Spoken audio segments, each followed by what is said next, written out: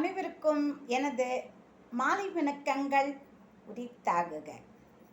நான் ஏஜேபி பத்மினி நரசிம்மன் பேசுகிறேன், டி நகர் தொகுதியிலிருந்து. மக்களே, நேற்று வயநாட்டில் நடைபெற்ற துக்க சம்பவத்தை நினைத்து என் மனம் மிகவும் வேதனைப்படுகிறது.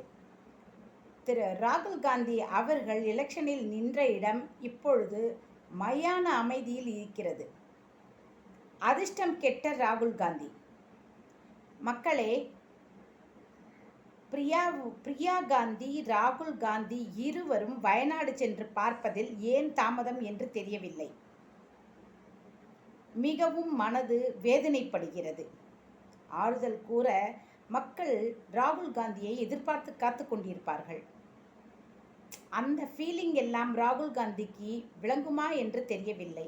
இந்த லட்சணத்தில் திரு மோடி அவர்கள் மணிப்பூர் செல்லவில்லை, அங்கு செல்லவில்லை, இங்கு வெள்ளத்தை பார்க்க வரவில்லை என்றெல்லாம் கமெண்ட் செய்து கொண்டிருந்தார். தனக்கு வந்தால் இரத்தம், மற்றவர்களுக்கு வந்தால் தக்காளி சட்னி என்று ஒரு பழமொழி கூறுவார்கள். அதுபோல இப்பொழுது ராகுல் காந்தி இருக்கிறார்.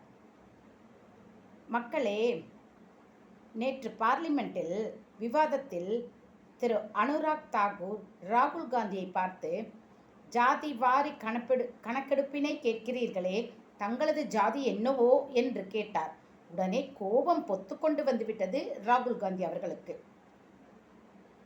மேலும் ராகுல் காந்தி அவர்கள் திருமதி நிர்மலா சீதாராமன் அவர்கள் அல்வா என்ற பெயரில் பட்ஜெட்டினை தருகிறார், அல்வா சாப்பிடுவது போல் கிண்டி கிண்டி கொடுக்கிறார் என்று கமெண்ட் செய்தார்.